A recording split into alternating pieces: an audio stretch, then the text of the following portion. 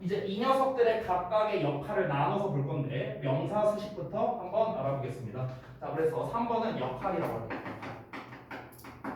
자, 역할의 첫 번째는 명사 수식하는 경우. 요거부터 한번 볼게요. 자, 우리가 항상 영문법을 배울 때는요, 중요한 게 뭐냐면요, 크게 두 가지, 아니 세 가지라고 볼 수 있겠습니다. 영문법을 배울 때 핵심. 첫 번째는요, 이 녀석의 품사가 뭐냐는 거예요. 품사가 뭐냐. 두 번째, 해석이 어떻게 되느냐. 세 번째는 어디다 써야 되느냐.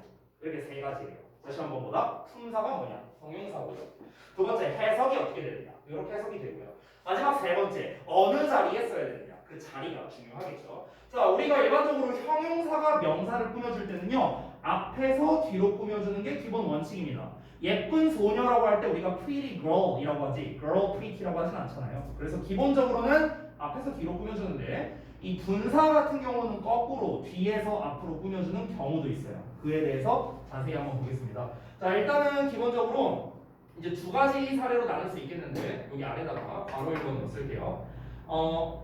분사가 이렇게 앞에서 뒤로 명사를 꾸며주는 요 케이스가 있겠습니다. 자, 그러면은 이때 특징은 뭐냐면요, 이 분사가 한 단어일 때예요. 한 단어일 때는 이렇게 앞에서 뒤로 꾸며서 뭐뭐 하는 명사 또는 뭐뭐 되는 명사 이렇게 해석이 되겠죠. 어떤 분사를 쓰냐에 따라서. 자, 두 번째는 이제 반대로 이제 분사가 뒤에서 앞으로 꾸며주는 경우가 있는데요. 좀 정확하게 말하자면 이 분사가 한 단어 이상일 때입니다. 한 단어 이상. 한 단어 이상이라는 거는 한 단어도 포함이겠죠. 그렇죠? 그러니까 우리가 한 단어임에도 불구하고 뒤에서 앞으로 꾸며주는 경우도 있어요.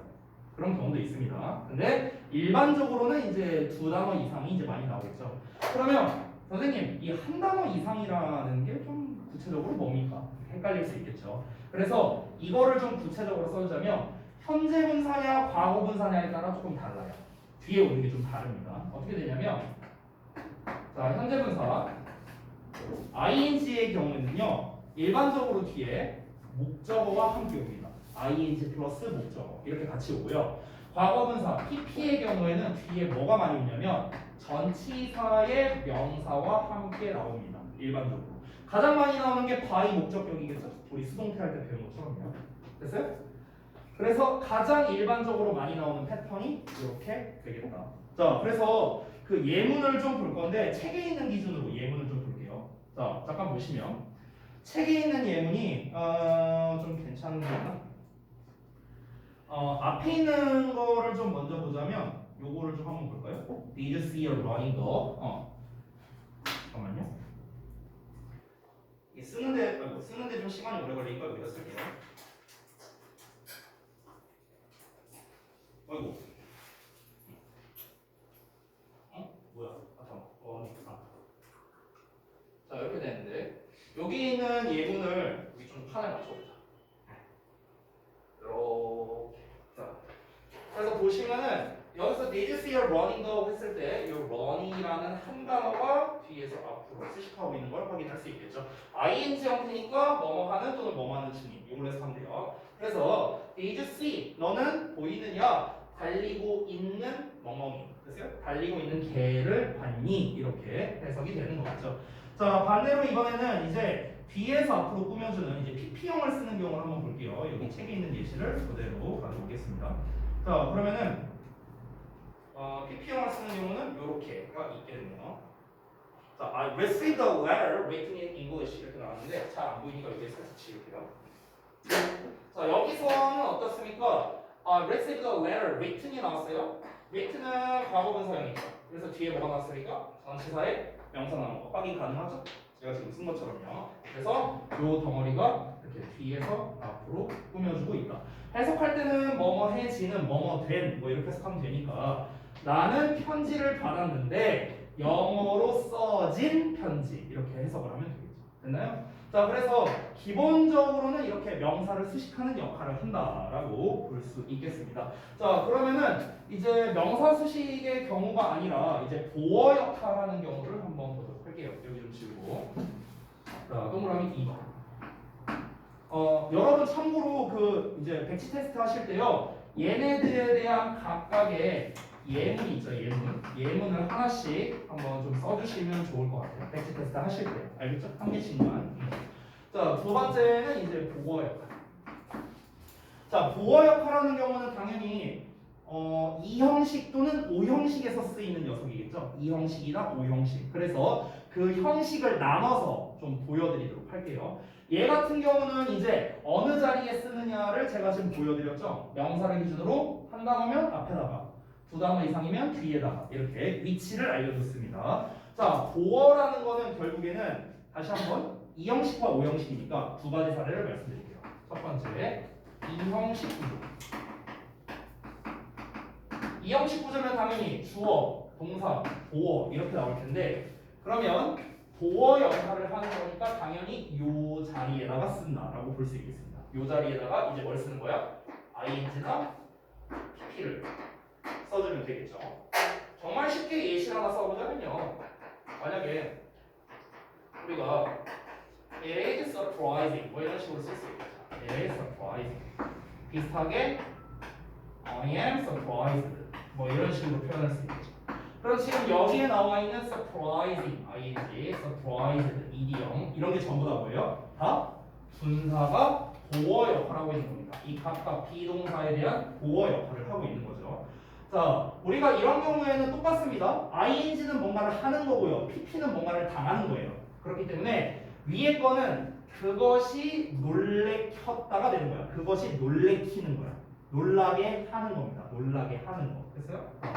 우선은 놀라게 하는 이라는 말과 이다라는 말이 합쳐져서 놀라게 한다. 이렇게 해석이 되는 거죠. 아래 거는 놀라게 된 거잖아요. 놀라게 된. 네, 지금 놀라요. 이렇게 되는 거죠. 나는 놀랐다. 나는 놀라게 됐다. 이렇게 해석이 되겠죠. 그렇죠? 자, 그래서 결국 핵심은 뭐냐? 보통 학교에서 요 녀석을 가르칠 때 일반적으로 뭐 앞에 사람이 아니면은 ing를 쓰고 사람이면은 ed를 쓴다. 보통 이렇게 많이 이제 가르치는데요. 저는 정말 지극히 개인적으로 그 설명을 정말 극혐합니다. 극혐. 안 좋아해요. 뭐 사람이면 ed이고 사물이면 ing라고? 아닐 수도 있죠. 사람이 아닌 예를 들어 강아지야. 그럼 강아지가 놀래킬 수도 있고 강아지가 놀랄 수도 있는 거 아니에요? 그렇잖아. 그러니까 사람이냐 아니냐로 접근하는 순간 학생들이 편하게 풀기 위해서 ing와 pp 해석을 안 해보고 풀어버려요. 그러니까 그렇게 풀면 위험합니다. 반드시 우리가 구분할 때 핵심은 뭐냐면 해석해봐야 돼요. 해석. 알겠죠? 자, 그 다음에 두 번째 오형식 구조도 한번 보여드릴게요. 자리가 좀 좁으니까 여기다 쓸게요. 글씨를 좀 더 작게 쓸게요. 자, 여기다가 바로 이거하고 자, 오형식 구조. 오형식 구조는 당연히 주어, 동사, 목적어, 목적격, 보어 이렇게 나와 있으니까 이 자리에 쓰이는 경우겠죠. 이 자리에 ing 오거나 pp 오거나 목적격 보어 자리에 분사를 쓰는 거에 가장 대표적인 녀석이 있어요. 여러분도 알고 있는데 혹시 안 사? 네, 오형식에서 목적격 보어 자리에 ing나 pp를 쓸 때 어떤 동사를 제일 많이 쓰거든요? 는 아니고 지각동사. 네. 아까 지각동사. 네. 사역동사는 우리 일반적으로 동사 원형을 쓰죠. 네. 그래서 가장 대표적인 지각동사의 사례를 한번 좀 보도록 할게요. 예를 들면 얘도 역시나 두 가지의 예시를 들 수 있겠죠. 지각동사를 쓴다면은 이런 식으로 I saw a man crossing the street. 이런 식으로 쓸 수도 있고요. 아니면은 이제 과거분 사용을 쓴다면 이렇게 할 수 있겠죠. Father had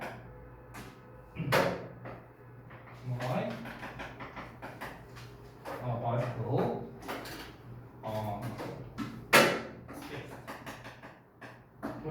이런 식으로 쓸 수도 있겠죠.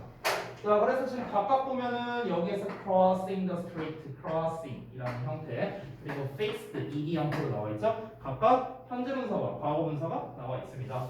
자, 그래서 이제 여기서는 어떻게 되는가? 목적격 보어라는 거는 목적어에 대한 설명을 해주는 거잖아요. 그래서 이 둘이 주어 동사 관계이다 라는 말을 제가 정말 많이 했어요. 그래서 위에 거는 나는 봤어 그 남자가 길을 건너고 있는 것을 이렇게 해서 하면 되겠죠.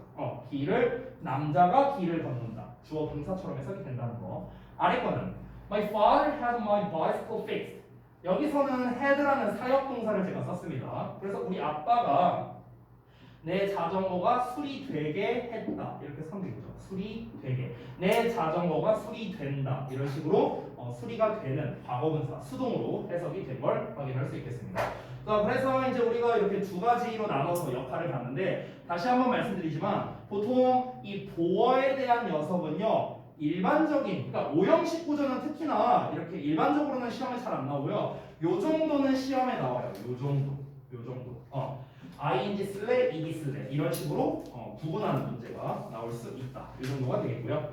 자, 그 다음에 4번 내용을 쓰고 시험 포인트를 말씀드리겠습니다. 근데 시험 포인트까지 설명드릴 시간이 없을 수도 있으니까 4번만 쓰고 제가 좀 마무리를 할게요. 자, 봅시다. 사실 4번에서 아니다. 4번은 이렇게 쓸게요. 4번은 그냥 시험 포인트만 쓸게요. 자, 시험에 뭐가 가장 잘 나오느냐라는 건데 두 가지가 있거든요. 시험에 내는 게. 근데 하나는 시간이 조금 걸려요. 제가 설명하는데. 이거를 다음 시간에 제가 하고 빨리 끝낼 수 있는 것부터 보겠습니다. 첫 번째가 바로 우리 책에 나와 있던 현재 분사 vs 동명사가 되겠습니다. 이 녀석은요 똑같은 게 딱 하나밖에 없습니다. 둘 다 ing라는 거 이거밖에 없어요. 공통점이. 나머지는 다 달라요. 다. 자, 차이점만 제가 쓸게요. 차이점만. 그러니까 둘 다 ing 형이라는 거잖아요. 이거 말고는 공통점이 없다는 거예요. 품사를 봐도 얘는 형용사인데 얘는 명사입니다. 해석이 어떻게 되냐면 현재 분사는 뭐하는 중인 이렇게 해석이 되죠. 이걸 표처럼 한다면 품사 해석 뭐 이렇게 쓰면 되겠네. 근데 동명사는요 니네 말다시피 뭐하는 것으로 해석이 되고요. 여러분 혹시 알고 있나요? 동명사가 뭐하는 것 말고 다른 해석이 있는 거 혹시 아세요? 아니 똑같은 거잖아. 뭐하기 뭐하는 거 둘이 똑같은 거고. 이런 뜻도 있어요. 뭐하기 이하이라는 뜻도 있어요. 마치 형용사처럼. 이런 뜻도 있어요. 이게 우리 실생활에서 정말 많이 보이는 거거든요. 여러분 그 옷 사러 가면 옷을 갈아입어야 되죠? 어디서요? 피팅룸이죠. 피팅룸. 그 피팅이 뭐예요? 옷을 맞추기 위한, 갈아입기 위한. 다 이런 뜻이 되는 거예요. 거실어 써야 돼 위한. 아니 뭐 하기 위한이에요. 해석 자체가. 예를 들어서 오늘 딱 수업 끝나고 난 다음에 오늘 힘들었다 이제 그래갖고 이제 소윤이가 밖에 나와서 이제 담배 한 대 피러 가요. 근데 이제 네? 밖에서 그냥 피면 안 되겠죠. 그래서 어딜 갑니까? 흡연실을 갑니다. 스모킹 에어로. 됐어요? 그때 스모킹. 소연이 담배 피는 위한. 울어. 아니요 또 이게 원래 이게 이게 순진해 보이는 것들이 이제 끝나고 마침 찍찍 뱉으면서 야, 힘들어서. 박소연이 안 했어 생각해보니까 강소연일 수도 있어. 그러니까 그때도 스모킹 에리어 담배 피기 위한 공간 이런 뜻이 되는 거예요. 그래서 이렇게 실생활에서 많이 볼 수 있는 단어가 되겠습니다. 그러니까 아예 다르거든요. 이게 아예 달라요. 게다가 이제 품사가 다르니까 당연히 이제 쓰임새도 다르겠죠. 이제 가장 이제 쉽게 예시 이제 헷갈릴 만한 예시를 딱 하나만 보여주고 마칠게요. 어떤 거냐면 예를 들어서 sleeping maybe 이렇게 말할 수도 있고요. sleeping 이렇게 쓸 수도 있습니다. 자, 그럼 여기에서 둘 다 sleeping 똑같이 나갔는데 뒤에 나온 명사가 다르죠. 위에 거는 sleeping baby, 즉 baby를 꾸며주는 분사로서 여기서의 sleeping은 잠자고 있는이 되는 거예요. 자고 있는. 즉 뭐가 됩니까? 분사가 됩니다. 그렇죠. 현재 분사. 근데 아래 거는 잠자고 있는 가방 하면 이상하잖아요. 해석이. 그렇죠? 그렇죠. 잠자기 위한이라는 뜻이 되는 거예요. 잠자기 위한. 그래서 여기서는 자기 위한이라고 해석돼서 즉 침낭이 되는 거예요. 침낭.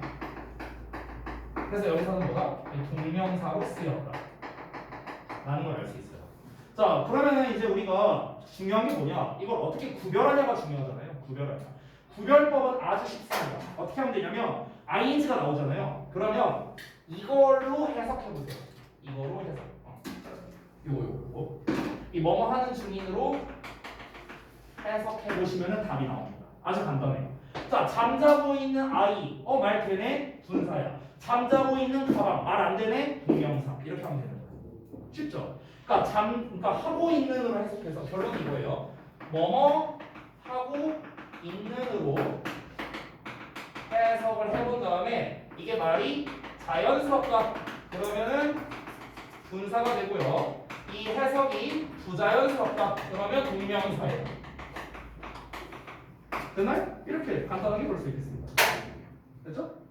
아까 전에 우리가 뭐 예를 들어 스모킹을 했을 때 담배 피기 위한 공간이 맞지? 담배 피고 있는 공간 하면은 공간이 담배를 핀다고 되잖아. 여기서 막 연기 나와. 말이 안 되잖아. 그렇죠? 그러니까 뭐뭐 하고 있는으로 해석을 해서 말이 되냐 안 되냐를 판단하면 됩니다. 아주 쉽죠? 이렇게 해볼 수 있고 두 번째는 이제 미리 말하면 가장 중요한 현재 분사와 과거 분사를 비교하는 거거든요. 근데 이거는 조금 설명이 많아요. 아까 말했다시피. 그래서 다음 시간에 제가 어디 할 차례냐고 물어보면은 4번에 동그라미 2번 할 차례라고 말씀해 주시면 감사하겠습니다. 자, 숙제는 제가 또 좀 이따가 정리해서 보내드릴 테니까 다음 시간까지 잘 해보시면 됩니다. 수고하셨습니다. 왜 책이